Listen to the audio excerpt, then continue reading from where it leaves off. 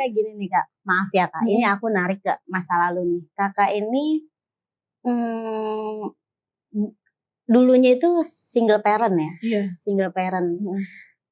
Punya anak berapa? 2. Cewek cowok? Cowok cewek. Cowok cewek berarti. Iya. Yang pertama cowok ya. Itu Kakak kenapa? Itu aku kenapa? Itu sebenarnya aku nikah tapi cerai. Cerai. Itu karena dia nggak bisa nerima Kakak di kehidupan yang dulu atau Kakak itu masuk ke dunia itu karena perceraian itu? Enggak, bukan karena maksudnya bukan karena aku masuk ke dunia itu terus cerai, enggak. Jadi sebenarnya lebih karena keluarga sih. Keluarganya dia. Jadi kadang makanya nikah tuh kadang emang kalau selain mertuanya baik gitu kan, tapi mertuanya juga harus belajar ikhlas kalau anak laki-lakinya sekarang adalah udah berumah tangga, jadi biarin dia ngebangun rumahnya sendiri.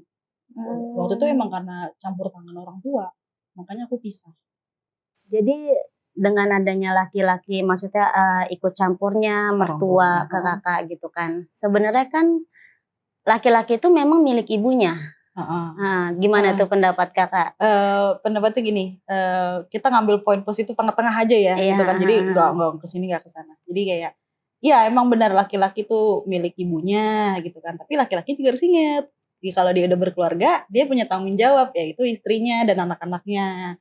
Keluarga, ibu orang tua itu kita bakti sih, bentuknya berbakti ya. Berbakti kita sama orang tua. Emang surga kita kan di sini. Kenapa sebenarnya kasusnya aku itu kemarin tuh ikut campurnya itu bukan soal apa-apa, bukan soal yang kayak kalau maksudnya kayak bukan ngajarin yang gimana-gimana, enggak, lebih kayak soal mencampuri soal keuangan. Jadi kayak aku terlalu dibatasin, padahal kan itu udah nafkahnya aku ya dan anak-anak gitu kan.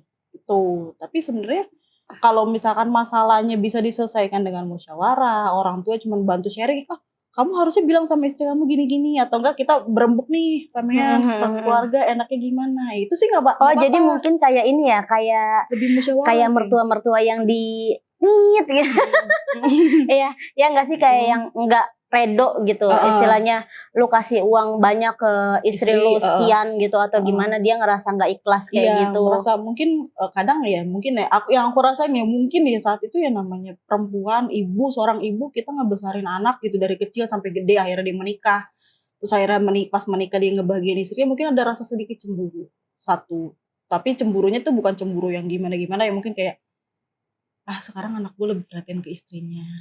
Mungkin ya, tapi kan kita nggak tahu ya. Tapi lebih kayak buat aku ya udah ikhlasin aja. Tapi dari kakak sendiri mungkin kurang pendekatan kali ke mertua. Sebenarnya deket loh. Kita deket dari zaman aku waktu itu masih pacaran ya sama mantan suami tuh kita deket. Kita deket. Maksudnya kenapa dia bisa sampai seberubah itu, seenggak ikhlas itu gitu loh maksudnya. Pasti kan ada alasan. Itu dia. Nah makanya itu sih aku juga masih mikirin ya. Maksudnya kayak kenapa sih dulu aku disebelin banget. Padahal aku tuh orang yang gak pernah nuntut apa-apa sama pasangan aku. Yang penting kalau ada apa-apa kita urusin berdua bareng gitu kan. Jangan hilang gitu loh. Kita urus bareng-bareng kayak gitu. Cuman nggak tahu ya, balik lagi ya. Mungkin ya tadi mungkin karena ada kecemburuan. Tapi dulu kakak benci nggak sama mertua kakak? Sebel sih, nggak benci sih, sebel aja kayak kenapa sih gitu kan. Padahal kalau misalkan dia ngasih nasihatnya untuk ngajak musyawarah bareng gitu kan. Secara intens gitu, maksudnya mah kenapa sih gitu kan, aku nggak ngapa-ngapain gitu kan. Toh aku juga nggak melarang, misalnya nggak melarang suami aku untuk ketemu terus untuk memberi gitu kan. Itu aku sebelum akhirnya jatuh talak ya, aku sempat nanya kayak kan padahal mama bisa ngajak ngobrol bareng nih, rembukin aja kita bertiga gitu kan. Misalkan kayak emang nggak mau orang lain denger gitu, kita aja bertiga misalkan gitu kan, aku suami, mantan suami sama mertua gitu kan, kayak gitu. Cuma waktu itu nggak ada respon. Atau gini, si suami kakak ini, mantan suami kakak itu nggak bisa menjadi jembatan antara kalian. Nah itu, kalau dulu emang kasusnya selain karena ikut campur sama mertua, mantan suami aku tuh kurang pendirian. Jadi dia lebih bener-bener ya ibunya toh Jadi wes kalau kakak ibunya ngerasa ibunya ngomong apa ya wes turutin. Tapi kan harusnya dia juga harus mikir ya, sekarang udah punya keluarga, ini yang baik buruknya harusnya gimana buat keluarga aku gitu. Dia juga nggak bisa negesin kalau mah aku nih sekarang berkeluarga loh, biarin aku urus rumah tangga aku sedemikian rupa gitu kan. Kalau emang ada yang salah mama tegur, kakak mama doain aja mama doain gitu. aja. Kalau misalkan ada yang salah mama tegur kami aja, oh ini nggak baik kalau gini, mendingan kayak gini gitu loh gitu. Tapi waktu itu enggak. Jadi gini ya, untuk para suami atau calon suami, namanya memang suami itu milik ibunya, tapi kalian juga harus tahu gitu, kita juga punya ibu, para wanita. Iya. Asik. Iya, orang tua, punya wali ya. Kita juga dibesarkan sama mereka.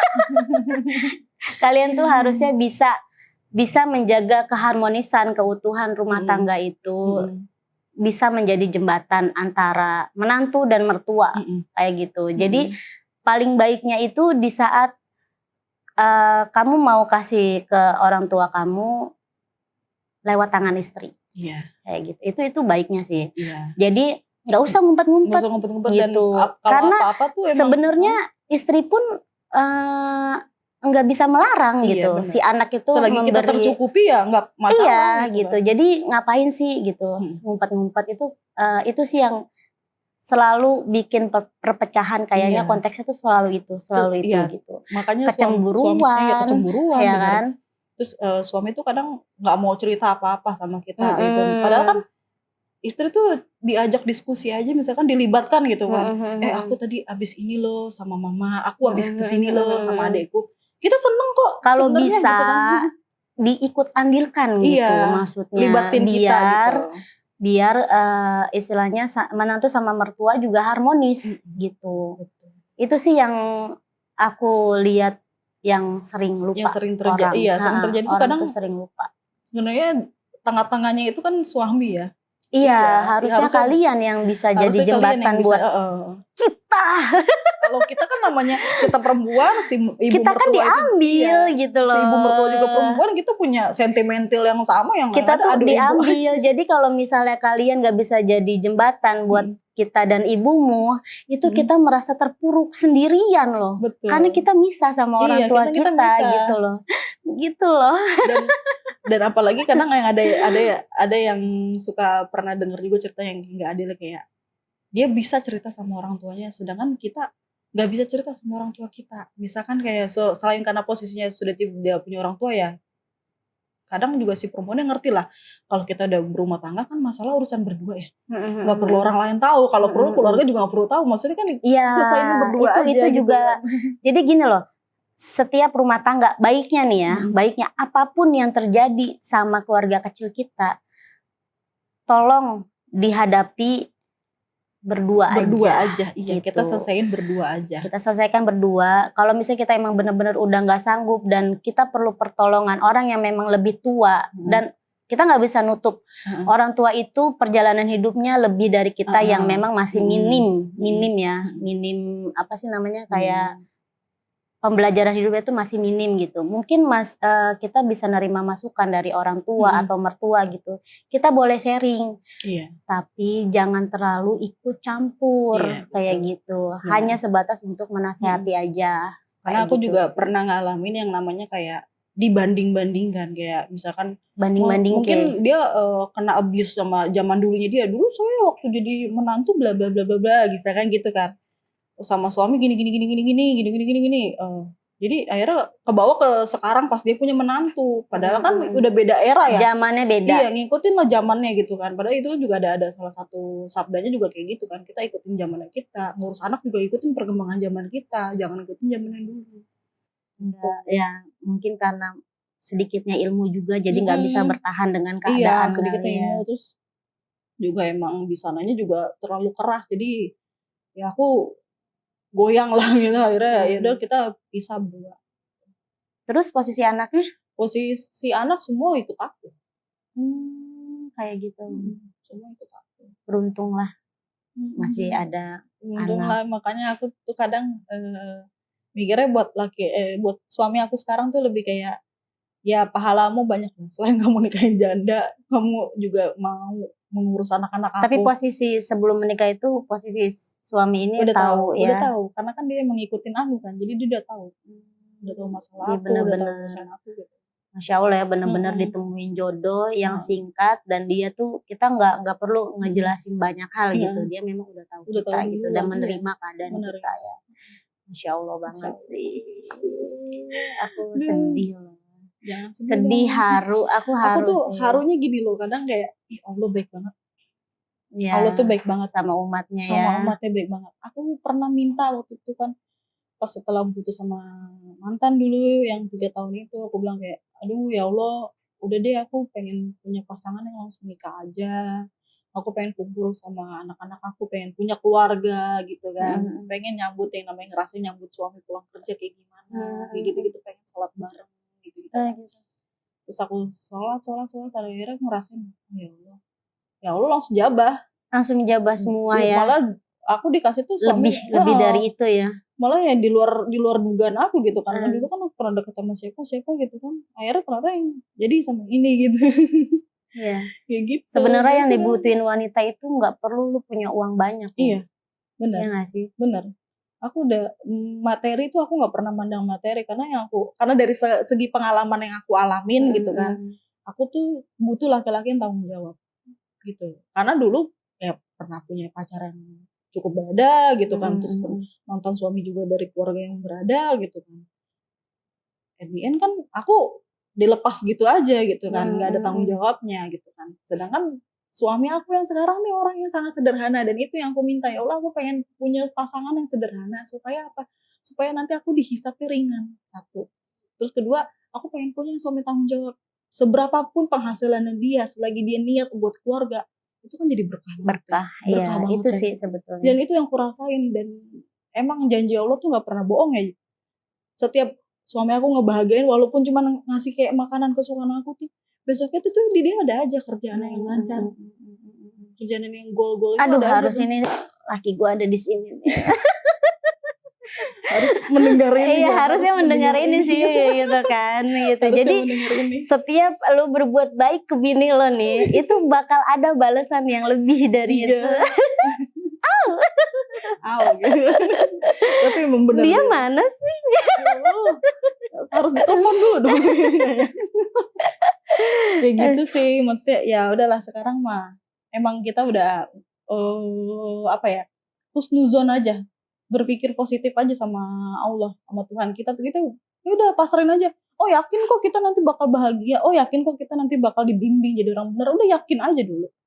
Percaya aja kalau Allah tuh bakal jagain kita apapun keadaannya. Nggak mungkin kok. Nggak mungkin kita dibiarin gitu aja, nggak mungkin. Allah tuh kasih cobaan nggak mungkin melebihi batas kemampuan umatnya. Gitu. Ibaratnya kalau kita dikasih capek, ya kita dikasih pingsan bang, kalau udah nggak kuat. Iya benar-benar. Karena ngerasa gitu, kalau kita dikasih sakit ya udah nggak kuat.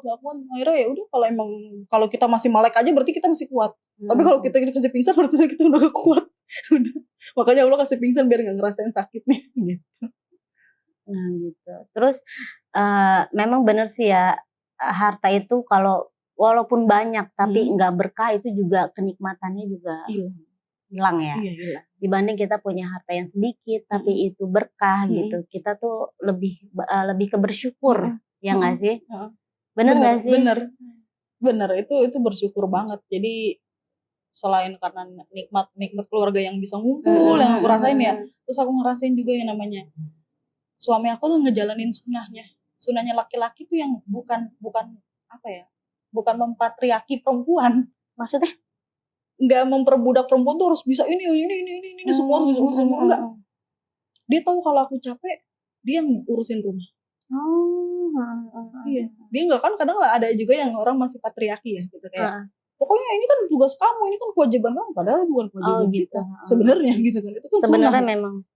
Itu sebenarnya sunah laki-laki gitu iya, kan. Cuma ya para laki-laki itu ya kadang itu melimpahkan tugas-tugas itu kepada para wanita. dengan alibinya Aku setuju sini. Iya, dengan bilangnya itu kan kewajiban kamu sebagai istri gitu. Padahal mah sebenarnya kan ini akan aku perpanjang ini pembahasan ini. Padahal kalau emang ngerti ya gitu kan ya, perempuan tuh nggak mesti kayak gitu loh. Ya kan tugasnya perempuan adalah oncang-oncang kaki kan. Iya, hamil, melahirkan, menyusui, itu tugas perempuan tuh oncang-oncang kaki.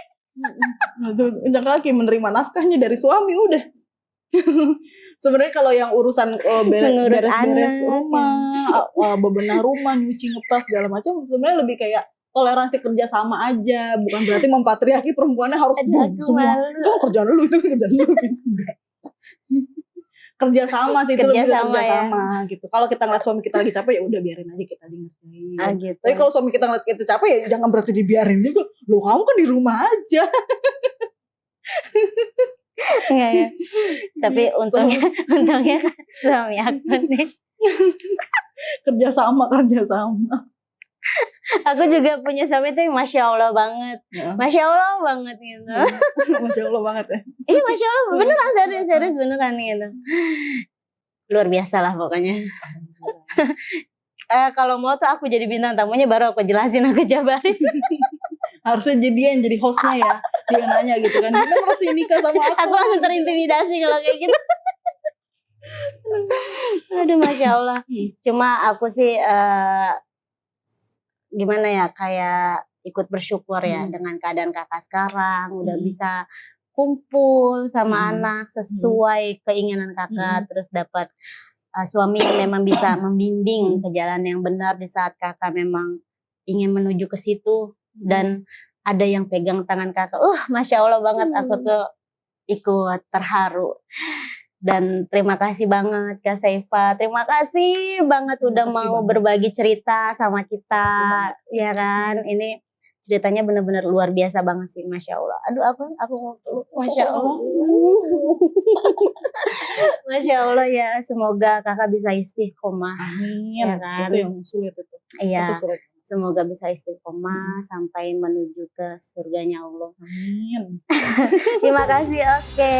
See you next podcast.